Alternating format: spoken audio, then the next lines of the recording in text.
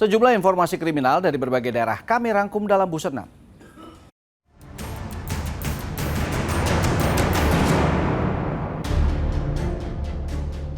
Suryatman, seorang pria di Kabupaten Lombok Tengah, Nusa Tenggara Barat, tega membunuh istrinya usai terlibat cekcok hanya gara-gara pelaku menegur janda yang lewat di depan rumah. Pelaku mengaku kesal karena istrinya berkata kasar hingga Suryatman menganiayanya hingga tewas. Jasad korban ditemukan mengambang di sebuah waduk desa setempat. Pelaku sempat membuat alibi palsu, istrinya diculik dan dibunuh oleh perampok yang menyatroni rumahnya. Selain meringkus tersangka, polisi juga menyita pakaian korban dan sebuah karung serta kayu yang diduga untuk menganiaya korban. Untuk bertanggungjawabkan perbuatannya, Suryatman kini tak bisa lagi menegur janda yang lewat di depan rumahnya untuk waktu yang lama karena terancam hukuman 15 tahun penjara. Satu dari dua korban pembacokan seorang pesuruh kantor atau office boy yang mendapat perawatan intensif di Rumah Sakit Umum Daerah Arjowinangun, Kabupaten Cirebon, Jawa Barat meninggal dunia Senin malam. Korban bernama Jessica Cynthia Venturi menghembuskan nafas terakhirnya usai mendapatkan perawatan intensif di ruang ICU rumah sakit karena menderita luka cukup parah di bagian wajah, tangan, dan punggung akibat sabetan parang yang dilakukan RS. Oleh keluarga, korban kemudian langsung dibawa ke rumah duka untuk dimakamkan. Polisi masih melakukan pemeriksaan terhadap tersangka guna mengetahui motif di balik aksi brutal yang terjadi Senin siang itu. Satreskrim Polrestabes Surabaya melimpahkan kasus penganiayaan dan pembunuhan dengan tersangka Ronald Tanur terhadap kekasihnya ke Kejaksaan Tinggi Negeri Surabaya.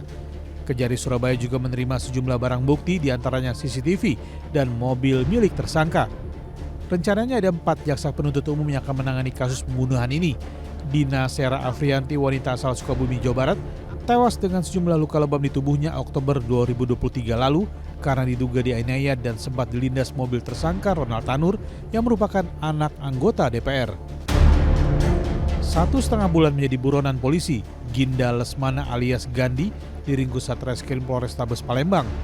Pria 30 tahun ini adalah satu dari 2 pelaku pengeroyokan yang menewaskan seorang pemuda bernama Yongki Saputra alias Rocky.